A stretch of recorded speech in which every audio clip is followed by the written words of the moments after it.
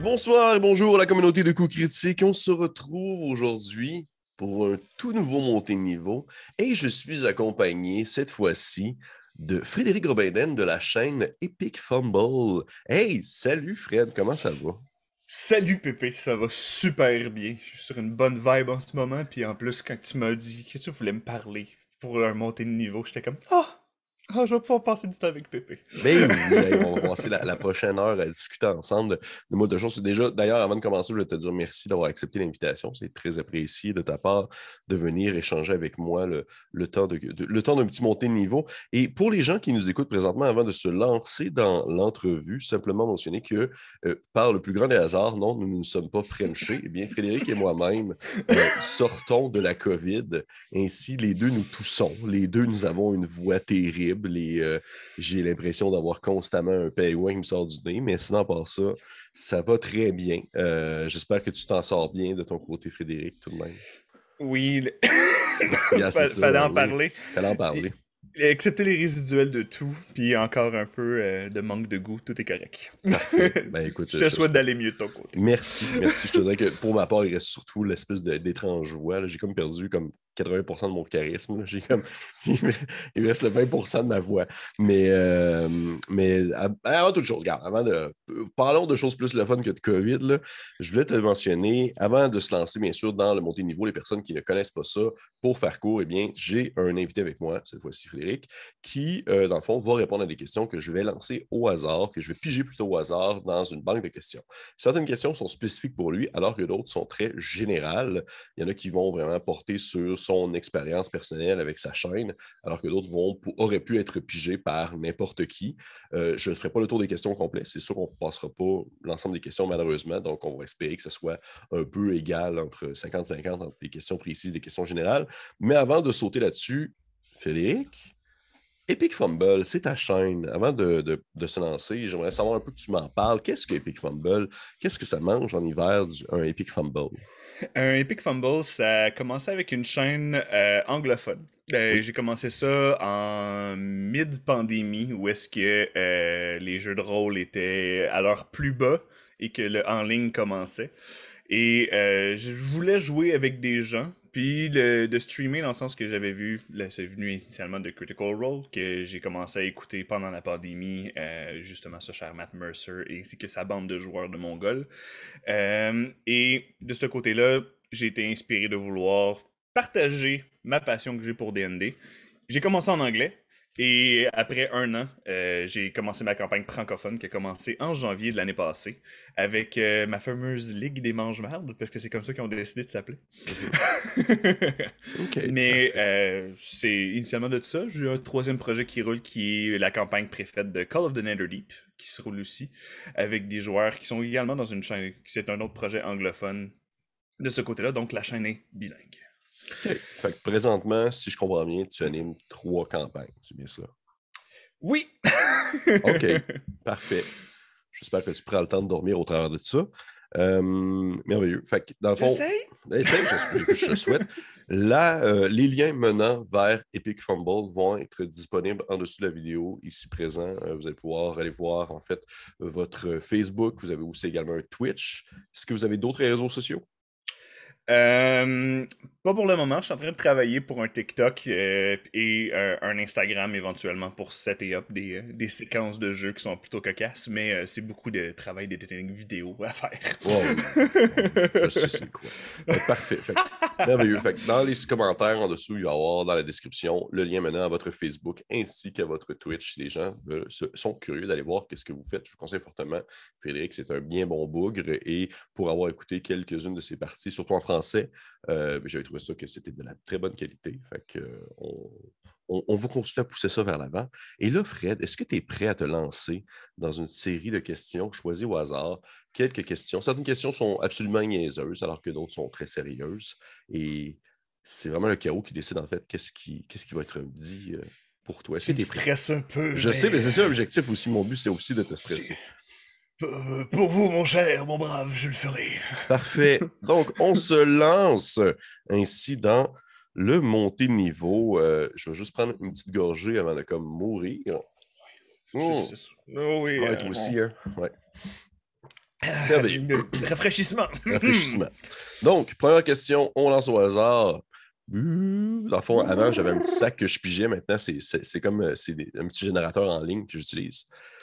Je taperai pas sur mon micro. OK. Ben, en fait, ça commence une question très spécifique à toi. Oh. Pourquoi, justement, un de tes groupes s'appelle les Manchemardes?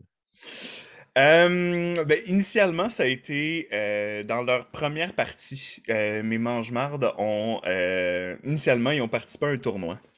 Mais vite, il y a des gens qui ont fait que c'était des criminels, ils jouent dans des trucs de bas étage. Mais encore, par rapport aux Mangemardes, c'est vraiment que ils ont pas été dans une seule taverne sans qu'il y ait un combat qui soit initié. Okay. Chaque fois qu'ils sont rentrés dans une taverne, même s'il y avait 10 millions d'autres manières de régler les choses, ils ont... Le caca a frappé la palle du moulin. Mais c'est aussi des gens qui sont très contre les autorités en place. Ben, du moins, quelques personnages à l'intérieur des autorités en place, mais c'est les rebelles de base et c'est de ce côté-là par rapport aux mange-marde que c'est venu à chercher. Ils ont maintenant différents qualificatifs, les magnifiques, prodigieux, malchanceux, parce qu'ils roulent beaucoup de 1 naturel, d'où le epic fumble de la chaîne. Euh, mais non, de ce côté-là, c'est pas mal pour ça OK. le mange-marde de la chose. Ben, je m'attendais à ce genre de réponse-là. Je ne m'attendais pas à une élaboration plus profonde nécessairement. Mais par contre, j'ai une sous-question pour toi que je serais curieux de savoir ton opinion là-dessus. Parce que souvent, lors de mes interrogations, lorsque que je discute avec mes invités, souvent j'ai des questions qui me viennent en tête pendant qu'on discute. Tu as mentionné qu'ils sont, entre autres choses, ils se nomment les mange-mardes parce qu'ils sont contre, le plus souvent du temps, sont contre l'autorité en place. C'est ce que tu as dit. Oui. Est-ce que tu trouves que, de ton expérience personnelle, parce que personnellement, je pense que oui, habituellement, dans mes groupes de joueurs, c'est très rare que j'ai des joueurs qui sont vraiment très, à moins vraiment d'être le plus typique des paladins, là, le plus souvent du temps, mes joueurs sont très rarement en pamoison avec l'autorité. C'est plus souvent du temps une espèce de besoin. Je ne sais pas si ça fait partie un peu on va dire, du ressenti de jouer à Donjons & Dragons, c'est faire un peu ce qu'on veut, puis d'être un peu en liberté, puis de s'imaginer dans un monde imaginaire. Fait qu'on ne veut pas nécessairement suivre les consignes d'une autorité en place. Je ne sais pas comment tu perçois ça. Mais la moitié de mon party en tant que tel coopère avec les autorités, puisque j'en ai une qui joue dans une guilde qui est plus noble, riche et noble, et ce genre de choses-là. Donc, eux ont cette facette-là qui joue. Mais oui, en effet, dans la communauté de D&D en général, c'est souvent une bande de misfits, de gens qui sont incompris ou de gens qui viennent à avoir un antagoniste souvent par rapport à ça. Puis le chaos vient générer... Oui, le chaos vient générer des belles histoires. De mon opinion, en effet, les gens qui sont plus lawful, des trucs qui vont plus avec la loi, qui vont de ce côté-là, sont moins souvent là parce que ça doit être un reflet de la société moderne, de mon opinion. Mm-hmm. Dans le sens que les gens sont tellement habitués d'être dans des carcans, d'être obligés de faire ce qu'ils veulent, tout le moment où est-ce qu'ils peuvent s'échapper dans un imaginaire, ben ils vont immédiatement dans l'opposé, directement de ah ben là, la police elle fait pas sa job, je vais la faire mieux qu'elle. En tant que tel, ce sont des héros et techniquement ils sont plus forts que les petits gardes qui sont qui croisent dans la rue, là, mais il y a des gens qui sont supposés être de faire que ça soit leur travail et qu'il y a des gens qui sont également compétents dans ce domaine-là. Donc que ce soit un manque de foi en le système ou que ce soit de se rebeller contre l'autorité parce que c'est quelque chose qu'ils peuvent pas faire dans un quotidien. D'après moi, c'est le drawback un peu, si on peut dire, de s'échapper dans un monde de fantasy, puis que c'est un pattern rapide à pouvoir adopter pour son type de jeu, si je peux dire. Mais écoute, super belle réponse. Je serais content. C'est le genre de réponse que j'aimerais avoir. Mais merci Fred. On va y aller avec une prochaine question, si tu me permets. On va choisir ce hasard. Actuellement, est-ce que tu fais des parties hors Twitch aussi? J'en fais une où est-ce que je joue OK. Je joue une des rares fois parce que ben, j'ai une game où est-ce que je joue sur Twitch qui est Mhm. avec le DM à cravate, Oui. Nicolas Savard. Pardonnez-moi. Mais oui, je joue une campagne préfaite par mon modérateur, en fait, sur Twitch, Hiro, qui nous roule Icewind Dale, et où est-ce Oh. que je joue un Goliath Ranger. Est-ce que Mais t'aimes c'est la ça? seule, en fait. C'est la seule que je... oui, j'aime ça jouer. C'est rafraîchissant, ça me permet de voir un peu aussi les pas les lacunes, mais de se mettre dans la peau d'un joueur une fois de temps en temps, ça permet de pouvoir. Ça change tout un mindset dans le sens que c'est pas toi qui as toutes les informations puis qui doit avoir les Mhm. différentes manières de pouvoir donner cette information-là aux joueurs. Que ce soit une interaction sociale, que ce soit une investigation, que ce soit de n'importe quel de ce côté de type-là. C'est toi qu'il faut qu'il fasse tes initiatives pour trouver l'information. Fait que un tout autre mindset à s'établir dedans. Je suis quand même heureux de pouvoir m'y installer dans une chaise une fois par semaine. Je te comprends très bien. Ça fait partie quand même des petits plaisirs de voir l'autre côté de la médaille. Parfait. Fait qu'on va se lancer avec une autre question. Ouh. OK. Module officiel ou aventure maison? Euh, les deux. OK. Vas-y, élabore là-dessus. Dans le sens que, initialement, quand j'ai commencé à streamer sur Twitch, j'ai décidé d'y aller avec Homebrew, justement une partie maison, parce que c'est plus facile ou c'est moins c'est plus facile de se faire juger, d'après moi, par un auditoire qui viendrait à regarder une partie qui est préfaite, parce qu'il y a déjà des conceptions qui sont faites par des gens qui l'ont soit joué, soit des gens qui l'ont DMé. Mhm. Donc, ça te donne cette sécurité-là de pouvoir créer ton propre monde et le côté créatif un petit peu plus sécuritaire de pouvoir faire ce que tu veux. Alors que, admettons, si on va avec la côte des épées, la Sword Coast, Mhm. si moindrement tu dérives des puristes, il y a des choses qui sont passées au niveau politique, certaines villes importantes ou quoi que ce soit du genre, souvent il y a des backlash qui se passent, que ce soit sur Reddit ou que ce soit sur n'importe quelle plateforme de réseaux sociaux qui ça vient avec ça. Donc ce stress-là est moins au niveau du homebrew. Mais maintenant que je DM Call of the Netherdeep, qui a été fait par Critical Role, euh, je vois aussi les trucs qui me manquent en tant que maître de jeu. Dans le sens que eux ont OK. été une équipe complète de 5 à 6 personnes en tant que directeur créatif pour créer l'aventure. Et une de mes faiblesses, par exemple, c'est les random encounters. J'ai de la misère à mettre des random encounters qui peuvent avoir un bon lien avec l'histoire, malgré que ça reste un aspect random Ouais. de ce côté-là. Donc, des fois, j'ai 3-4 games de suite qui peuvent ne pas avoir de combat. Il y a d'autres investigations, puis il y a d'autres jets, il y a d'autres types de challenges que les joueurs viennent à avoir. Mais du combat, c'est quelque chose qui vient à...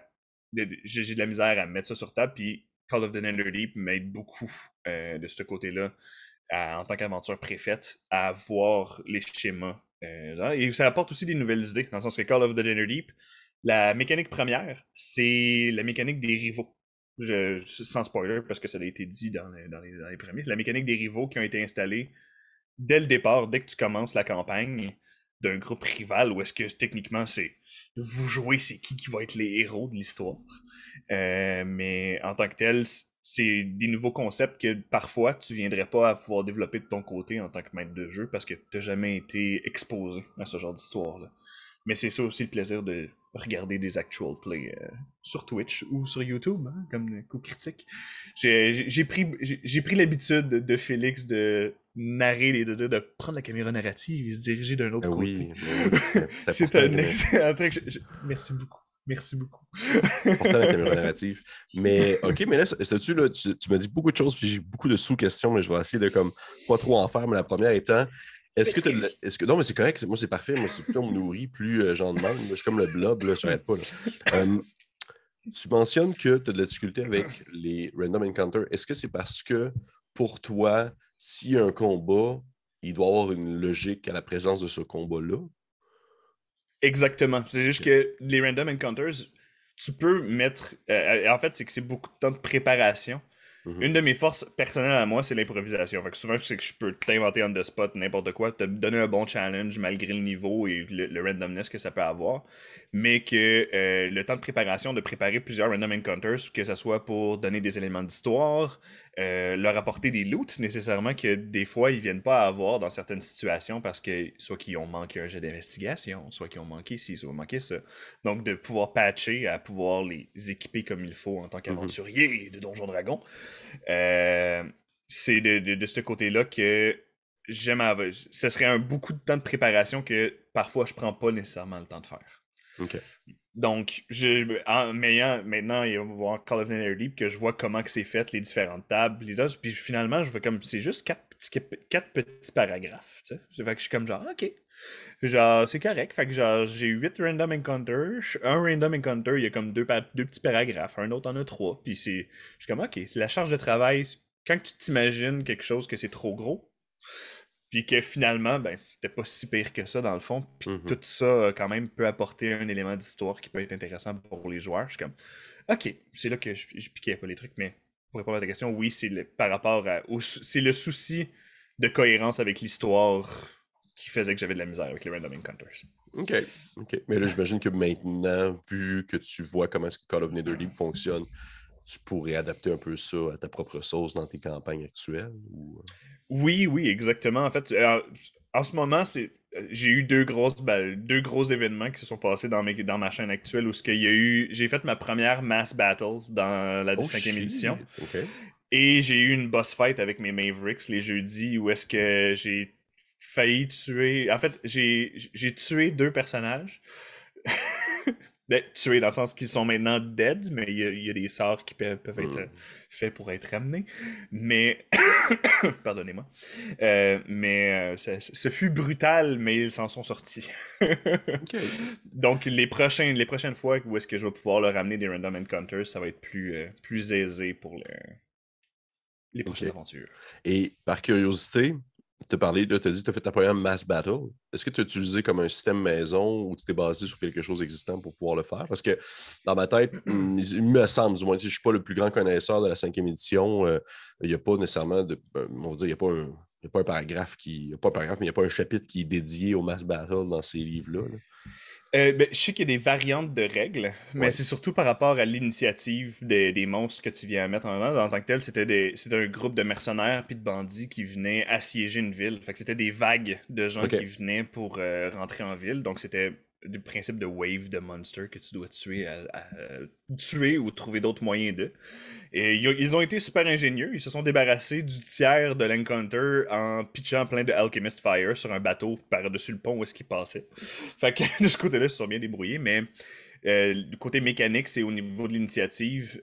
Habituellement, t'as comme des initiatives que t'as comme bandit 1, bandit 2, puis après ça, ils sont tous séparés, mais à cette heure, c'était tous les bandits agissent à la même initiative. Donc au niveau du pace, au niveau de la vitesse de jeu, ça vient à s'accélérer parce que je fais comme, ok, tous mes bandits, lui va faire ça, lui va faire ça, lui va faire ça, lui va faire ça, lui va faire ça, puis le tour peut se dérouler à l'intérieur de 1 minute au lieu que tu prennes tu vas avoir ton bandit là, puis que de réagir à tout ce qui se passe, si on peut Ouais. dire, parce que quand tu as des initiatives divisées, ça revient à avoir ton joueur vient réagir à ça, fait que ben, ton NPC va réagir d'une autre manière. Ben, puis tel NPC va. Donc, si toute la gang agisse en même temps, la dynamique et la vitesse de jeu changent à un autre cap, Mhm. de mon point de vue, pour le côté du mass battle. Non, non, absolument. Ben, super intéressant. J'ai très rarement, je l'ai fait à d'autres jeux qui n'étaient pas Donjon Dragon, mais je ne l'ai jamais encore fait à la cinquième édition de comme tenter un mass battle. Ça va éventuellement arriver, je le sais. Là. Fait que je suis curieux d'avoir un peu le point de vue des autres. Mais cessons de parler de combat de masse et sautons dans une prochaine question alors que je pige une question au hasard. OK. Est-ce que tu as un genre de partie qui ne t'intéresse absolument pas? Euh, On peut prendre la question dans tous les sens, parce que, tu sais, science-fiction, mais pas non, parce que là, tu es dans une game avec DM sans cravate, le DM avec cravate plutôt. Exactement. Mais, tu sais, Euh, je J'ai aussi participé moderne. aux Frontières du Vide qui avait été Oh, faite c'est par vrai, les organisateurs de c'est vrai, Brumance. c'est vrai. Euh, Mais non, le sci-fi, j'aime beaucoup. J'ai déjà participé à un western. Personnellement, aussi au niveau des jeux de rôle, je fais des grandeurs nature. Donc, j'ai aussi été storyteller dans des games de Vamp, dans le sens que c'est Hmm. justement les grandeurs nature intérieures dans des salles où est-ce que tu te bats pas vraiment, puis c'est que du roleplay, puis Ouais. beaucoup de mécaniques et de super pouvoirs de vampire. Mhm. Mais autant du moderne, j'ai une de mes joueuses, Viviane, qui a lancé sa propre chaîne d'ailleurs, qui a commencé à streamer de son côté. Tu dis son nom. Qui On peut name dropper le nom de chaque chaîne ici. Dark Knight Graph, qui Et voilà. ça, Et voilà. qui a commencé à streamer les mardis. En même temps que malheureusement le DM à cravate, mais c'est du D&D 5e édition, avec d'autres joueurs tout à fait excellents. Mais non, la majorité les divers univers, je suis quelqu'un de très curieux de nature. Donc Mhm. si je suis surtout curieux de comment que le DM va m'apporter son histoire. OK.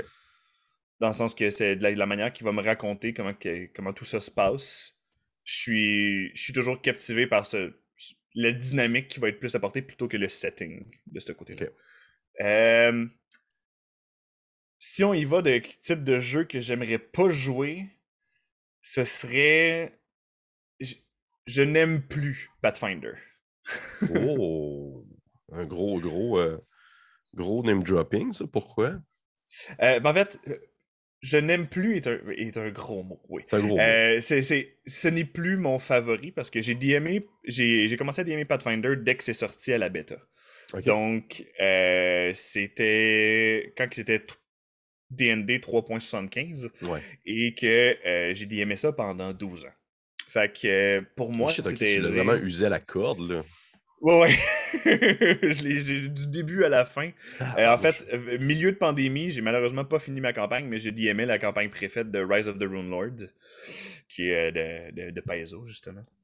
Que c'était les mathématiques, juste de s'embourber dans des règles par-dessus des règles, je vais essayer de dispeller ton truc, mais t'as une spell resistance, puis de ça, je trouve que ça vient à couper beaucoup le côté narratif que j'ai réussi à développer avec la 5e édition. Puis Mhm. au début, étant un joueur de Pathfinder aguerri, j'étais comme, non, il n'y a pas assez d'options dans la 5e édition, il n'y a pas assez de feats, il n'y a pas assez de ci, il n'y a pas assez de ça. Puis moi, vraiment que j'ai commencé à jouer à la 5e édition, j'ai fait comme. J'ai vu toute la possibilité où est-ce que les gens. Un des commentaires que j'ai souvent dans la 5e édition, c'est que tout est pareil. Dans le sens que les sorts, pas mal tout le monde peut casser pas mal toutes les mêmes affaires, Mhm. puis ce genre de choses-là. Mais j'ai comme. Ben rendu là, c'est à toi de mettre ton skin sur tes spells. C'est à toi Ouais. de rajouter ton flavor personnel de comment que tu veux lancer les choses. Une des choses qui m'a fait ramener au niveau plus narratif, au niveau des combats, c'est un des joueurs de Critical Role, qui est Liam O'Brien, Mhm. qui joue Caleb, est un mage, et c'est celui qui a utilisé toutes les components que tu vois dans les sorts, où est-ce qu'il, quand il nard, qu'est-ce qu'il fait? Quand il casse sa fireball, il pogne son petit tas de guano, là, pour genre, pour Ouais, ouais, casser ouais, sa ouais. fireball, puis ce genre de choses-là. Fait que tout le côté narratif, je le trouve beaucoup plus aisé à faire avec la 5e édition que Pathfinder. Oui, le epic narrative est plus facile parce que les chiffres sont plus gros, si on peut dire, avec Pathfinder. Ouais. Mais les mécaniques, je trouvais que ça venait un petit peu trop à s'embourber avec les points de vie, la classe d'armure, les damage reduction, où est-ce que genre, t'as un set de damage reduction là-dessus, mais tu peux en ignorer 3 de ça, puis au niveau de, pardonnez mon langage, le focaillage de règles, Mhm. j- j'ai décidé d'y aller pour la simplicité avec la 5e maintenant. OK. T'es-tu un. Parce que là, justement, là, tu as mentionné un terme qui m'a resté stické dans la tête, là. Tu as mentionné le Epic Adventure. Mais là, je suis curieux de voir, est-ce que tu te considères comme. Est-ce que tu as plus de fun en tant que DM dans une mise en contexte, une aventure, ou est-ce que tes joueurs sont justement des héros surpuissants et vraiment comme au-delà de la classe moyenne, ou tu es plus ce genre de DM qui met plus l'emphase sur le fait que genre les joueurs vont en arracher puis qu'ils vont manger de la merde pendant un bout de temps puis se traîner dans le bout avant d'être un temps soit peu bon, là.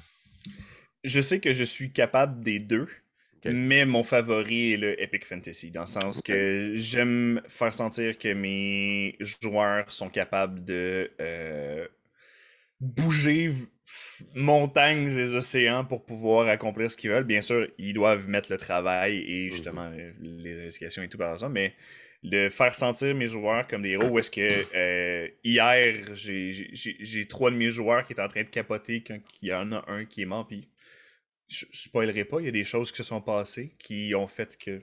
Il y a un moment de narration où t'avais mes joueurs qui montraient leurs poils dressés sur leurs bras.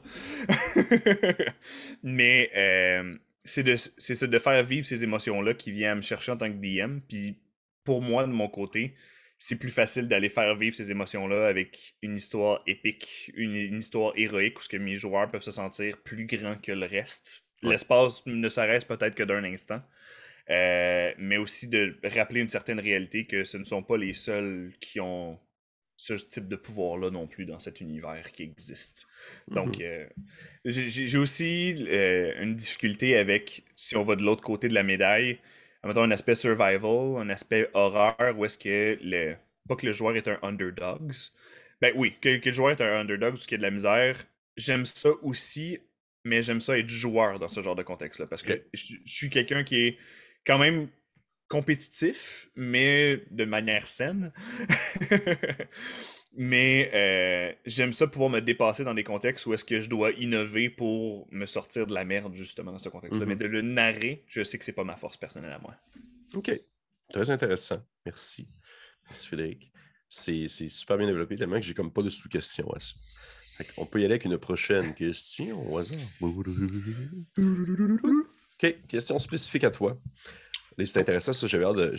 J'espérais la poignée. Est-ce que tu vois une différence dans le chat Twitch entre justement la communauté francophone et la communauté anglophone? Parce que tu animes les deux. Est-ce que tu vois qu'il y a une approche, une attitude différente, vraiment une manière de voir, percevoir le jeu de manière différente? Euh, Non, parce que des deux côtés, j'ai des gens qui sont plus stats, puis j'ai des gens qui sont plus roleplay. Dans le sens qu'il y en a, j'ai autant des gens qui viennent à regarder, qui sont là pour apprécier l'histoire, que des gens qui sont là pour écouter les combats, puis voir comment que les trucs se déroulent, puis ce genre de choses-là.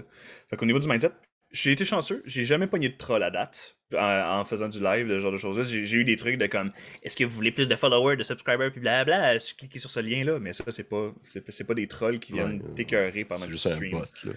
Mais la communauté francophone, c'est parce que Twitch au Québec est déjà un très restreint.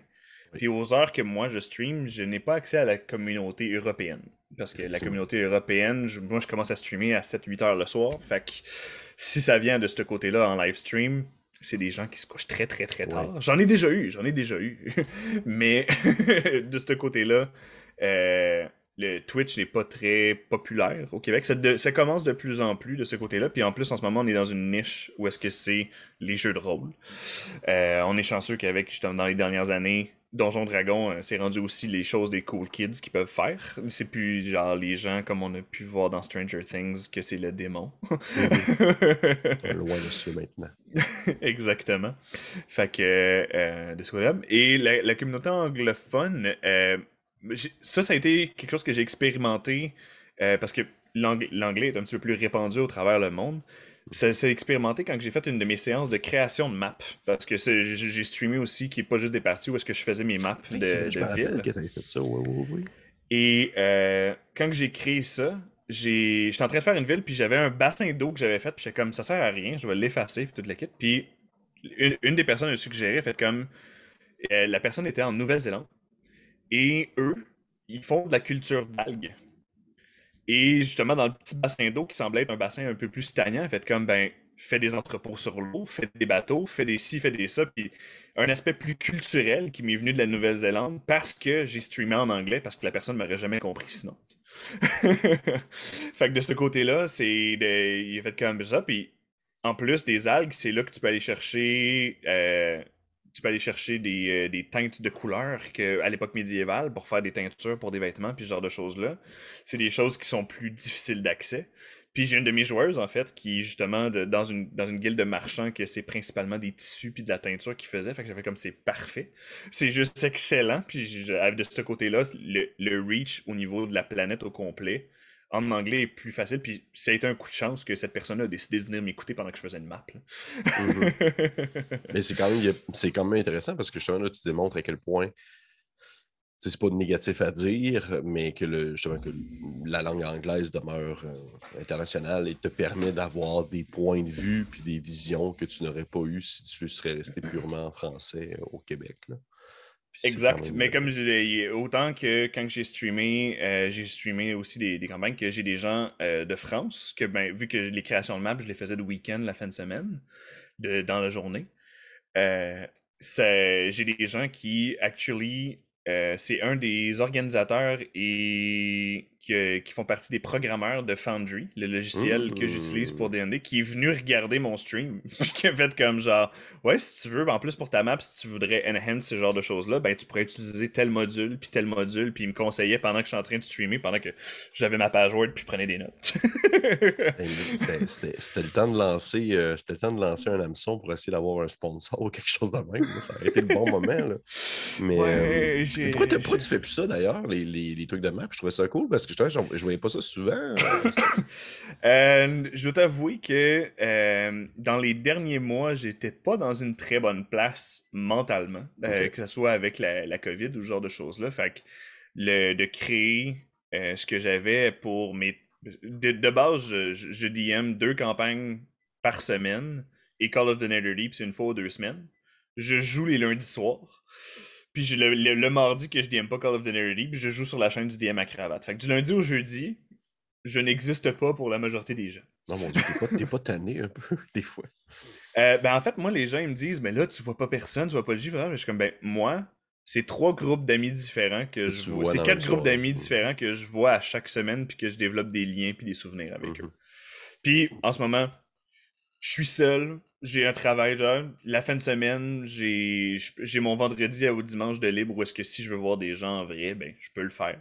Mhm. Fait que j'ai monopolisé mon lundi au jeudi, mais aussi, il y a aussi une durée de vie à mes projets, dans le sens que les Mavericks, c'est le seul engagement que j'ai pris que j'allais monter mes joueurs du niveau 1 au niveau 20. Hey, shit, OK. Ouais, ça va être une campagne qui va aller jusque-là, sauf que ma Ligue des Mange-Marges, je leur ai dit que ça va être une campagne d'1 an. Donc, en janvier, techniquement, moi, la campagne des Mange-Mardes va terminer pour que soit me libérer une journée, soit que je commence un autre projet. Pourquoi t'as donné une période d'expiration? J'ai donné une période d'expiration parce que c'est souvent aussi un sentiment que j'ai vu au niveau des jeux de rôle, surtout dans les grandeurs nature, en fait, du côté québécois. Américain, où est-ce que les gens s'attachent à leur personnage puis le jouent forever. Dans le sens qu'il y a des Mhm. grandeurs nature où est-ce qu'il y a des gens que ça fait 12 ans qu'ils jouent le même personnage. Tandis qu'en Europe, ben souvent, ben le scénario dure une année. Fait que tu fais ton personnage, tu fais ton costume, dans ce genre de choses-là, dans les grandeurs nature, puis c'est les communautés sont habituées à ce genre de beat-là. Puis j'ai commencé à aimer avoir une fin. Puis que ça soit pas nécessairement au moment de épique de niveau 20, puis ce genre de choses-là qui vient avec une campagne. Et que. Pardonne-moi, COVID. Mhm. Euh, j'ai perdu mon fil. Mais de ce côté-là, avec de mettre une fin, ça me permet de base, me donner plus d'énergie pour runner des projets, peut-être des projets de one-shot que j'aimerais faire. Des Mhm. projets où est-ce que là, je sais que moi, je préférais DMer des campagnes, mais au fur et à mesure que je participe à des one-shots, dans le sens qu'il y a le DM à cravate justement qui a fait un spécial Star Wars pour May the 4th, il a fait une semaine complète de Star Wars sur sa chaîne. Puis j'ai été guest, dans le sens j'ai été jouer des villains pour lui dans pendant cette semaine-là. Puis de pouvoir faire des histoires qui ont un début puis une fin. Dans le sens que ça soit même tout récemment, en fait, sur la chaîne de Critical Role, Calamity avec Brennan Mulligan, Mulligan? Ouais. euh, qui initialement n'était pas du tout mon genre de DM par rapport avec Dimension 20. Et que maintenant que je l'ai vu aller avec Calamity, je suis comme c'est mon DM préféré.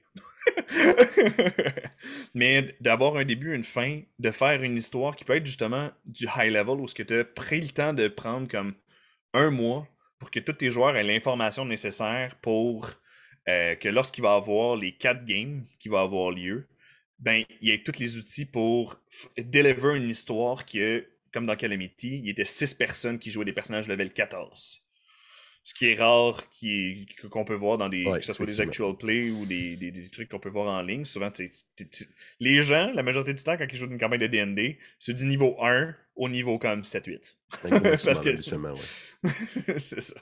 OK. Fait que ce genre de projet-là est venu chercher plus mon intérêt. Fait que de cette durée de vie-là, quand j'ai fait ma session zéro, en fait, avec les mange-mardes, je leur ai dit que ça allait être un projet qui allait durer pendant 1 an. OK. Je trouve que tu as eu une bonne approche, puis je te trouve réaliste aussi de faire 1 an parce que je vois beaucoup de gens ces temps-ci, puis là, pour là, je parle de manière très, très, très personnelle. Là. C'est vraiment moi, mon point de vue de ma personne. Je vois beaucoup de gens ces temps-ci qui vont encenser le mode de fonctionnement de Dimension 20, c'est-à-dire des campagnes courtes, très, très courtes même, qui sont quelques épisodes mais qui vont vraiment quand même aller d'un point A à un point B, puis se compléter du début à la fin. Et autant je trouve que c'est une super idée, autant je trouve que c'est vraiment bon, puis que ça doit avoir ses gros bonus, autant j'ai l'impression qu'il faut que, c'est pour en avoir regardé un petit peu, parce que j'en ai écouté un petit peu, puisque j'étais curieux de savoir un peu comment est-ce que les gens pensaient, comment est-ce que les gens trouvaient ça et tout ça. Et je me dis, à un certain point, il faut que tu aies une team avec toi qui fait la gestion de coupures, de segments qui enlèvent durant la partie. Bref, tout faire l'espèce de montage qui fait en sorte que oui, ça va durer 6 épisodes de 1 heure et demie, 2 heures, puis que ça va être super bon. Mais genre, si t'as pas l'équipe avec toi, genre, jamais que ça va être fluide, puis jamais qu'en 6 épisodes, tu as l'impression que ton public va être capable de suivre qu'est-ce qui se passe à l'écran. Là. Exact. OK. C'est pour ça que je trouve que c'est très réaliste de dire 1 an, je fais 1 an, c'est fait. Puis je me laisse le temps. Puis c'est bon parce qu'en sachant ça aussi, tes joueurs le savent. Là, ils sont conscients qu'à mesure que tu approches la date butoir, ben, ils peuvent réagir en conséquence puis se dire OK, ben, je vais pouvoir apporter mon personnage vers telle conclusion de telle histoire narrative parce que ben, on approche tranquillement. Fait que je vais essayer de pousser dans ce sens-là. Fait que, non, mais Exact. pour vrai, je trouve ça très intéressant. Je te lève mon chapeau là-dessus. Parce que je ne Merci. suis pas un DM de campagne en général. Puis là, Bélien, ça fait comme 1 an et quelques mois. Puis je Félicitations commence. d'ailleurs. Mais merci. Je suis un DM de one shot. Je fais jamais ça des campagnes. Puis là, j'en ai une qui perdure et ça me surprend moi-même. Tu fais très bien ça. Merci. Merci. Vous voyez qu'une nouvelle question. Et mon Dieu, le temps passe vite. Je vois le temps qui passe. OK. Intéressante question pour toi. Et là, on va déloger justement de Donjon Dragon. Tu joues avec le DM à cravate à Fate. Oui. Est-ce que c'était ta première expérience de Fate avec le DM à cravate? C'était-tu la première fois que tu jouais à Fate? Euh, c'était pas ma première expérience de Fate avant ça, parce que j'ai joué à Fate avant, mais c'était encore avec le DM à Cravac, mais c'était hors ligne. C'était pas pendant les streams. OK. Mais oui, Nick a été ma première expérience de Fate Core en tant que d'être joueur dans ce système-là que je suis tombé également en amour Ben, avec. c'est ça. C'est là mon questionnement, parce qu'on s'entend. C'est deux univers complètement différents entre la cinquième et Fate. Puis comme je le vois, puis comme on le sait, à mesure qu'on en parle, tu t'animes surtout du Donjon Dragon 5e édition. Fait que je serais curieux d'avoir ton avis un peu sur Fate. Qu'est-ce que Fate t'apporte que Donjon Dragon, exemple, t'apporte pas, ou même presque Fate que tu trouves rafraîchissant, contrairement, exemple, à Donjon Dragon? Euh, Parce que, en même temps, Donjon Dragon, comme tu vois, que de faire des campagnes, Mhm. Fate, d'après moi, me permet de pouvoir changer en fait la narrative, parce que justement, avec un point de Fate dans le système, tu peux changer n'importe quoi. Dans le sens que Ouais. tu peux amener un aspect, tu peux créer différents trucs au niveau de la narrative que le DM a besoin d'être très bon en improvisation parce que les joueurs peuvent sortir des trucs de leur tête puis ils doivent Mhm. l'adapter immédiatement à ce qui se passe. Que je lève mon chapeau là-bas à Nick pour ce qu'il est capable de faire dans ces parties-là parce que lui, il ne DM que ça. Mhm. Et de la manière que ça viendrait à apporter, euh, pour tout ce qui est moderne, qu'est-ce qui est plus science-fiction, euh, tout ce qui vient là, c'est beaucoup plus facile d'adapter. Beaucoup plus facile de modifier Fate que de ce que j'ai regardé au niveau des mécaniques, mettons, de la version de Star Wars qui a été éditée pour la 5e édition. Vous avez fait d'ailleurs un projet Ouais, là-dessus. on a fait quelques parties, ouais. C'est ça. Les règles venaient un petit peu trop s'embourber pour que quelque chose une histoire de Star Wars que j'aimerais ça, mettons, raconter. Fate Mhm. serait beaucoup plus adaptable de ce côté-là avec les stunts qui sont capables d'être utilisés, les aspects de personnages, la liberté créative. En fait, Fate est extrêmement bon si tes joueurs ont une créativité dans leur jeu. Et que c'est malheureusement, ça peut être un côté qui peut être rough parfois, parce que euh, si t'as pas des barèmes en tant que tel, ou que t'as pas déjà une grande expérience en roleplay ou une imagination nécessairement effervescente dans ces moments-là, ben, Fate est peut-être pas un système qui peut être bon pour toi, mais souvent Fate est plus facile à adapter pour les gens, monsieur, madame, tout le monde, parce que peu importe ce que tu vas faire, ben, le DM va te dire, ben, fais-moi un jet de telle chose. Fais-moi un jet de rapport parce que tu essaies de convaincre quelqu'un. Fais-moi un jet de. Tu essaies de tirer quelque chose ou de lancer quelque chose. Fais-moi un jet de shoot parce que ça reste de l'adresse de précision, de ce genre de choses-là. Donc, c'est ça. OK. Est-ce que tu trouverais que Fate serait un meilleur système pour initier des gens au jeu de rôle que Donjon Dragon? Les personnes qui n'ont jamais joué. Pour les moldus de ce monde, oui. D'après moi, oui. Parce que même dans Donjon Dragon, les trucs de base, surtout maintenant que la 5.5 s'en vient, avec toutes les races qui vont être disponibles, parce qu'on s'entend que quand le Player Handbook est sorti de la 5e initialement, t'avais un petit peu les races de base que tu pouvais jouer. Puis même ça, j'ai travaillé en tant que tel pour animer des kids en activité parascolaire dans des écoles. Puis ça prenait quand même 2 heures faire 4 fiches de personnages niveau 1. Là. Ah mon Dieu, Parce qu'il fallait que tu présentes les races, présenter les classes, présenter qu'est-ce qu'ils peuvent faire. Puis ce genre de choses là. Fait que, puis en plus, j'étais avec des ados de secondaire. Là, fait que l'attention span, là, faut que tu. Ouais, il est pas là. Là. il est pas là pour 2 scènes. Mais Fate, c'est que tu fais comme. T'as des points à placer. Qu'est-ce que ton personnage serait bon dedans? Ça. Puis la création de personnage est plus intuitive. Parce que tu peux prendre n'importe quel skill, t'as pas des classes t'as des barèmes où ben tu sais, le barbare, la différence, lui il peut rager. Le fighter, ben lui il a ses fighting styles, puis il a ces choses-là, puis ce genre de choses-là. Tous ces petits détails-là qui pourraient peut-être venir embourber quelqu'un qui veut juste vivre une expérience théâtrale de roleplay. OK. Serait plus aisé dans Fate que dans des 5e éditions. OK, intéressant. Vraiment, pour le reste, je trouve ça super intéressant. Je n'ai jamais encore essayé Fate. Je vais avoir bientôt un premier livre de Fate que je vais recevoir bientôt, que je vais essayer voir, puis je vais essayer de lire ça. Je suis comme curieux d'essayer j'ai comme une espèce de petite curiosité ces temps-ci pour ce qu'on appelle des systèmes un peu plus génériques là, qui permettent de comme émuler pas mal n'importe quoi, dont Fate en fait partie. Fait que je vais jeter un coup d'œil là-dessus. Je suis bien curieux. Ben écoute, si t'as jamais essayé, moi en ce moment, je suis en train de. Une fois que mes mange-mardes vont être terminés, je compte commencer à DMer Fate. Et de faire en fait des one-shots. C'est le projet que j'ai sur hold depuis un certain moment de Supernatural, basé sur des hunters dans un monde moderne. Et de y aller là-dessus de ce côté-là pour. Ou est-ce que ce serait juste des joueurs différents à chaque partie? Puis que, fait que c'est des systèmes de one-shot ou ce qui viendrait à faire des missions de ce côté-là. Puis, ben, écoute. Comme genre si Hunter the White Wolf, genre par exemple. Ouais, un peu Hunter the White Wolf, en effet, mais. Désolé, je ne montrerai pas de choses, mais je suis quand même un fan de Supernatural. Oh shit, t'as ton tatouage de.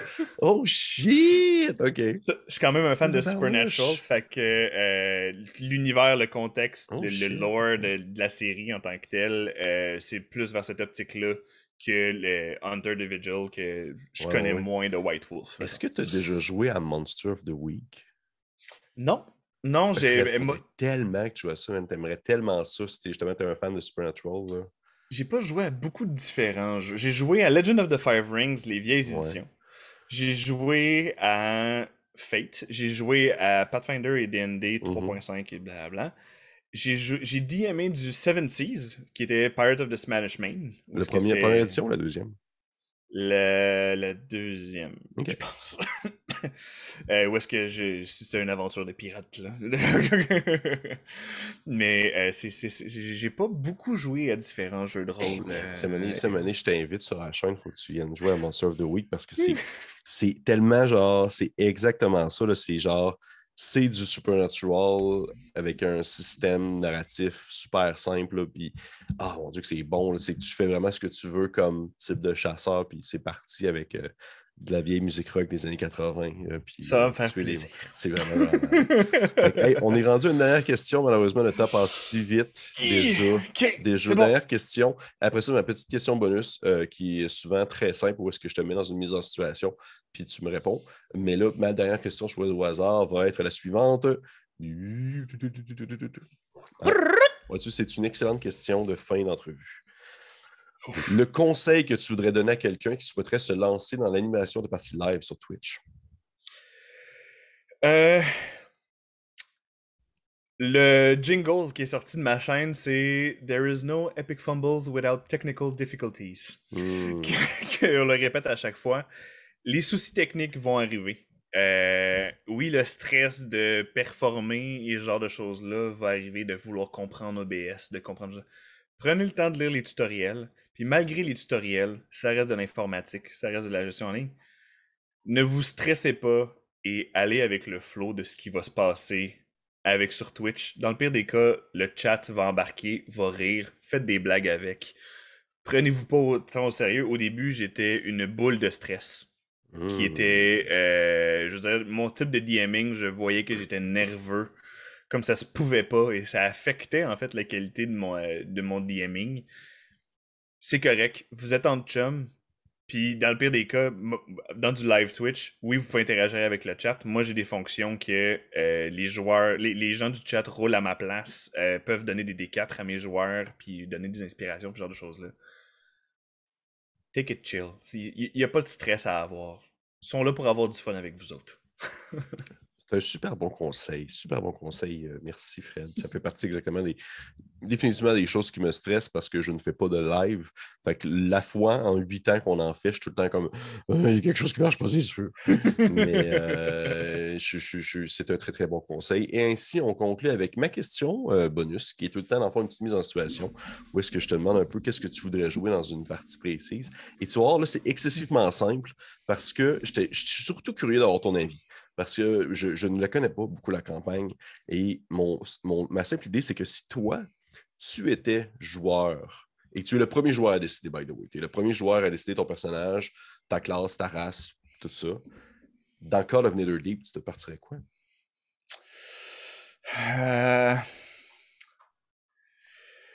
Je jouerais, parce que dans Call of Netherdeep, c'est encouragé de jouer des races qui viennent de Xorhas, donc des races monstrueuses. Sans doute que je viendrais à jouer. Je suis tombé en amour avec les Minotaurs, avec le nouveau Mordekainen. Un Minotaur paladin. Oath of Glory. Badass. Juste badass. OK. Parce qu'en tant que tel, dans la session 0, il te suggère que tes joueurs aient une motivation, qu'ils soient déjà fait un geste héroïque, que ce soit pour le bien des gens ou que ce soit pour le fame qui va avec. Fait que t'es pas obligé d'être un personnage good, mais d'être reconnu puis de vouloir genre avoir ce genre de là, par l'héroïsme. Donc, ouais, un Minotaur Paladin Oath of Glory. Très bonne réponse. Merci beaucoup. J'apprécie bien ce beau mix. Hey, mais merci beaucoup, Frédéric, d'être venu discuter avec moi à monter le niveau. Et avant de conclure, simplement, encore une fois, nous redire dans Epic Fumble, quand est-ce que vous jouez, à quelle heure, où est-ce qu'on vous trouve, etc. Les deux campagnes anglophones, Call of Netherdeep, une fois ou 2 semaines à 19h, les mardis. Les mercredis, la Ligue des Mange-Mardes, qui est la campagne francophone, qui est à 20h les mercredis soirs. Et les jeudis, The Maverick Legacy, qui est ma campagne Homebrew anglophone, à 19h les jeudis soirs. Parfait. Juste avant Critical Role, fait que vous êtes correct juste après. Ben, c'est parfait. Parfait. Merci beaucoup encore, Frédéric. Tous les liens vont être dans la description de la vidéo. Grand merci encore d'être venu discuter à mon niveau. J'espère que tu as apprécié ton expérience. Oui, j'ai adoré le nombre de fois qu'on peut jaser. J'ai hâte de pouvoir te parler en vrai quand on aura plus de quand les deux qu'on soit plus en Parfait, absolument. Absolument, je suis amplement d'accord avec toi. Fait, encore une fois, merci et merci aux personnes qui nous ont écoutés. Si vous avez apprécié ce que vous avez entendu ou vu, vous pouvez laisser un petit pouce, laisser un petit commentaire. Si vous avez des questions à Fred, vous pouvez le marquer dans les commentaires de la vidéo. Ça va lui faire plaisir de venir répondre, j'en suis persuadé. Et pour les autres, on se dit à la prochaine fois. Au revoir. Au revoir.